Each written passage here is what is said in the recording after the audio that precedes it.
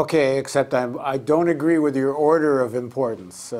You're asking me economic, then environment, but I'm going to start with environment. I don't think there's anything more dangerous to the people of the world than the climate change crisis. It's an existential threat. You either believe in science or you don't.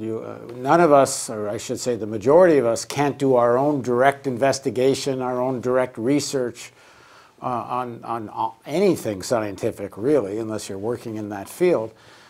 So you decide what science to believe, and you know, you go to a hospital and you get treated for cancer. You don't do your own investigation into whether chemotherapy works or not. You can do a certain amount.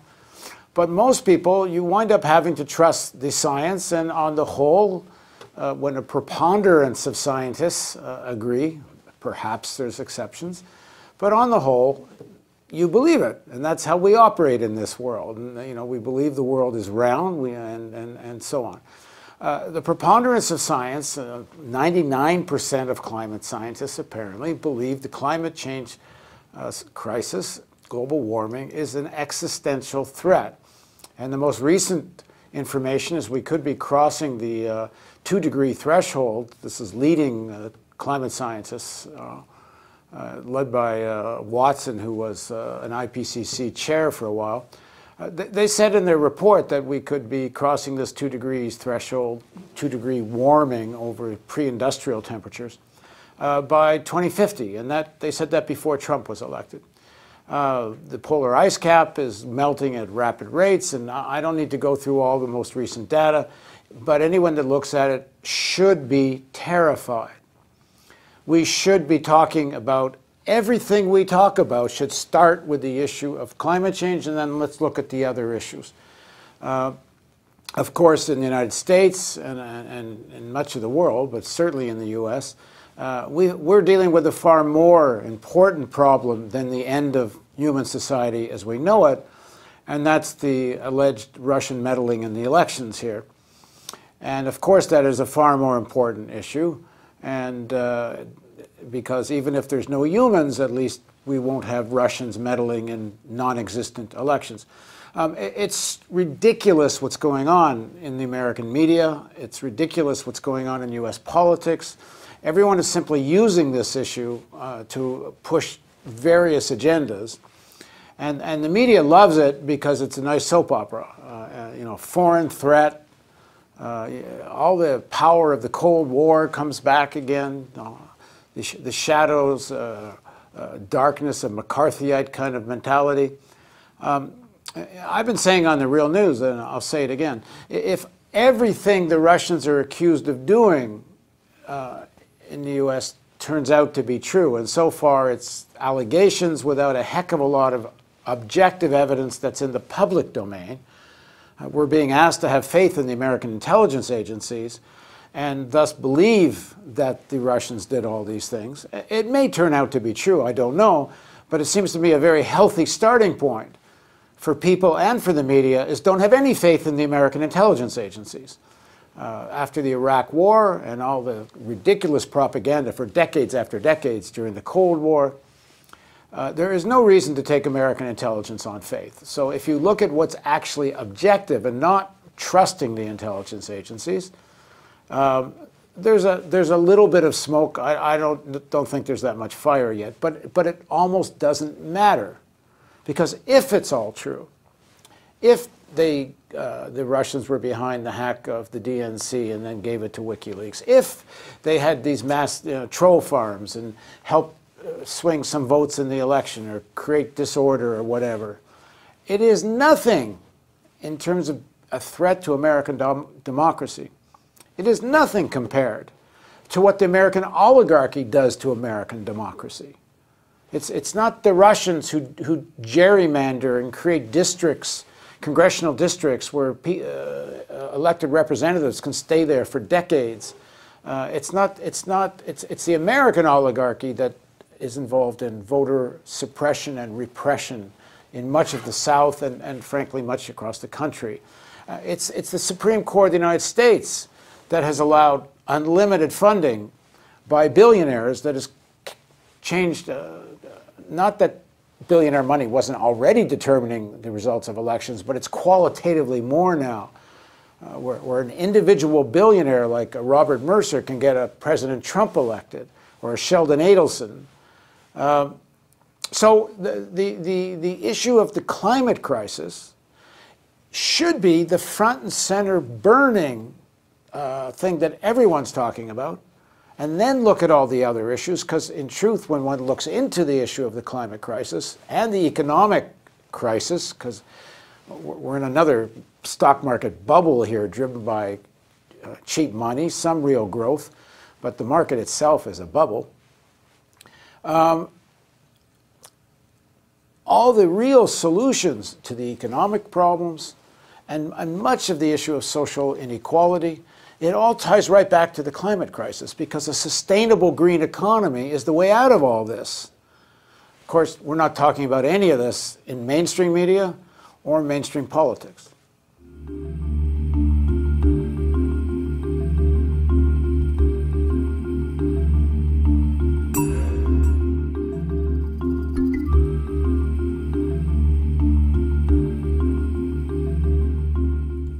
The more immediate threat than nuclear war, because I personally don't see how there's any more threat of nuclear war at this moment than there was 10 years ago, 20 years ago, or the entire post-World War II period. It seems to me the big nuclear powers could have fought a nuclear war on many occasions before now.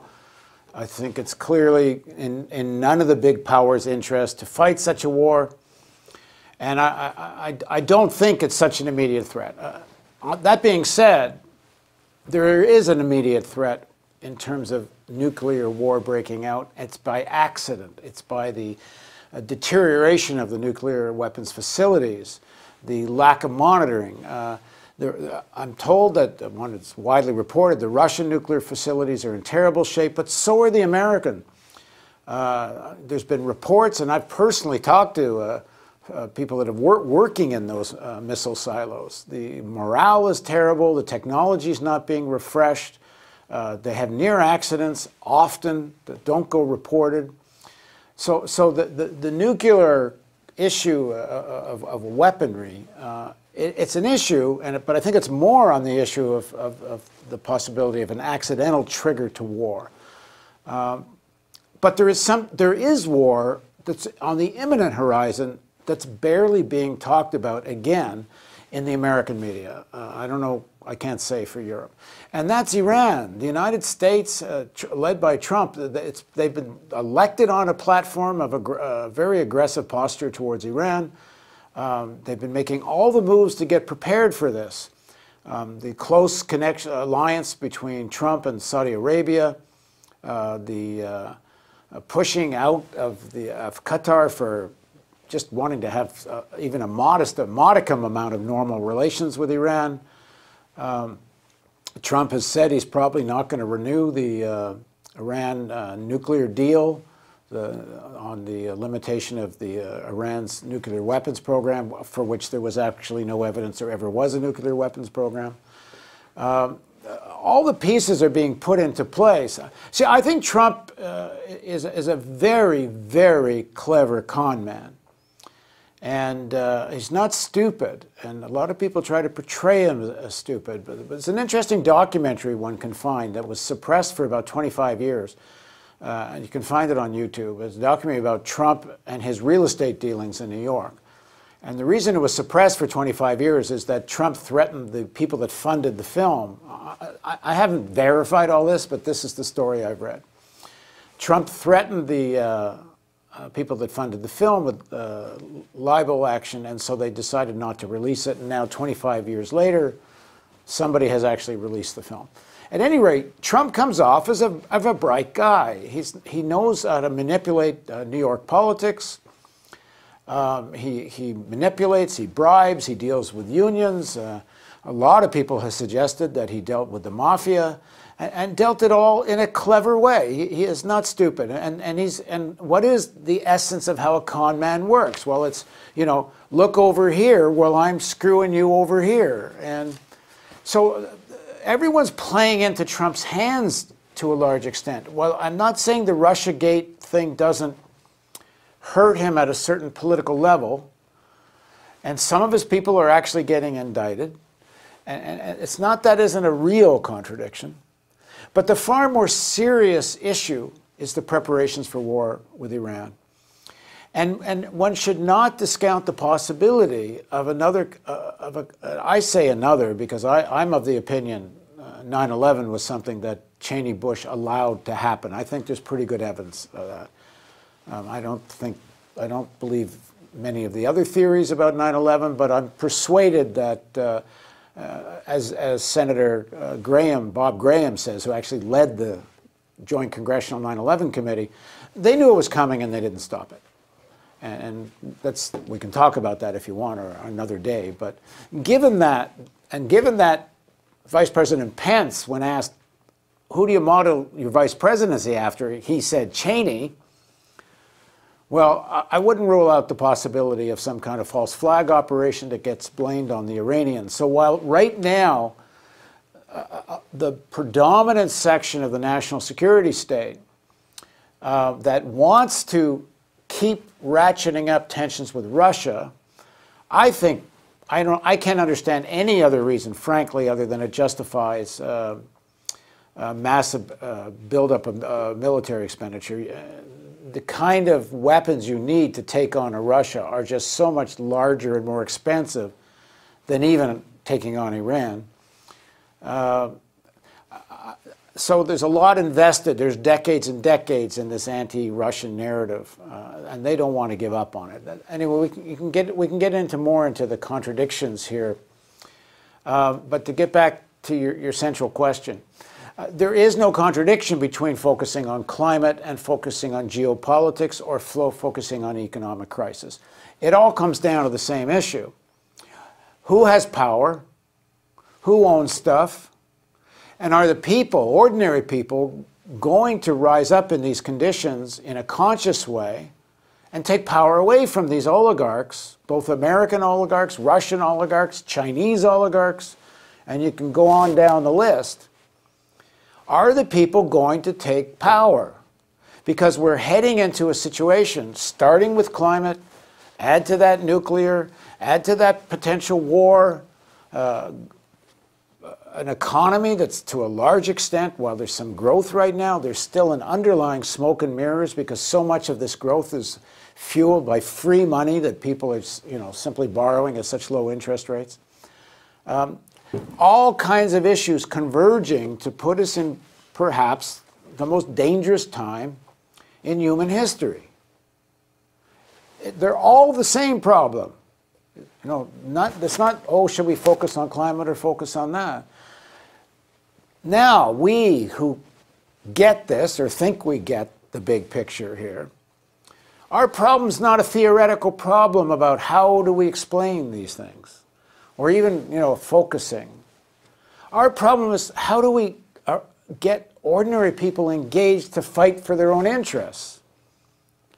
In terms of the media, how do we create a media that can confront the influence of corporate media that in the United States has half the country, or more than half perhaps, supporting a kind of fascism? And this isn't just Trumpism. A large part of the country votes for very right-wing Democrats and center-right Democrats, who may be a modicum better than the outright fascist Republicans. So we need to address the question of what role as independent media we can play into helping people get organized without crossing the line. For us, I shouldn't say independent media because different types of independent media have different responsibilities. If one considers oneself an activist media, an advocate-style media, and there's nothing wrong with that. It's an important role for certain media to play. That's one job. We see ourselves as journalists and not advocates. On the other hand, we understand there's no such thing as of journalism above class. We get that you you are on one side or the other, whether you want to acknowledge it, you want to admit it. You know, some people, journalists, believe, oh, no, if I use a verifiable method and I just seek facts, I'm above the fray. Well, it's nonsense, because there isn't a way for a human being not to have underlying assumptions how they approach the world. You can't, in every article you write, you're not going to explain every single building block of the logic underneath what you're reporting. You make assumptions. And you make assumptions that other people have the same assumptions. Well, you can make ruling assumptions. You can make the assumptions of the elites. Like, for example, one of the assumptions that's made here in mainstream media about U.S. foreign policy is the Americans do bad things, but for good reasons. Or they make bad mistakes, but for good intent. I mean, even the Vietnam War, if you watch Ken Burns' Vietnam series and you watch the beginning of how he introduces the Vietnam series, it's a mistake. It's an error, bad judgment. We see our role a little differently. We're professional journalists. We think what the people need from us is verifiable professional journalism. But we understand that we are ordinary people. We have our own interests. They align with the majority of ordinary people's interests. They need, professional journalism from us. And we have certain rigor and standards that are not all that different to some extent from the best of mainstream media, corporate media, at least what the tradition that of verifiable journalism that corporate media professes to follow. But we're also open about our assumptions, and we debate underlying assumptions. On the other hand, we're pushing what we think professional journalism up to the edge of a kind of activism, but not over the line, especially what we're doing in Baltimore, and I can talk more about that if you want. But our journalism, we hope, helps ordinary people of Baltimore to take over the city. We hope it helps the ordinary people of Maryland take over the state. We hope what we're doing becomes reproducible in other places in the country. If we're just throwing information into the sea and hoping for the best, that's a very impotent, frustrating journalism for me. I personally don't think I'd even participate in it. This has to lead somewhere. On the other hand, we're not the organizers. We aren't the people that are going to organize the political campaigns. We have a line we can't cross as journalists. Individually, if someone wants to play that role, fine. You go take off your journalism hat, leave the real news, and become a direct organizer. But we're not pretending we're not in the battle. And it's that kind of transparency that makes us different, as well as our allegiance makes us different from corporate media.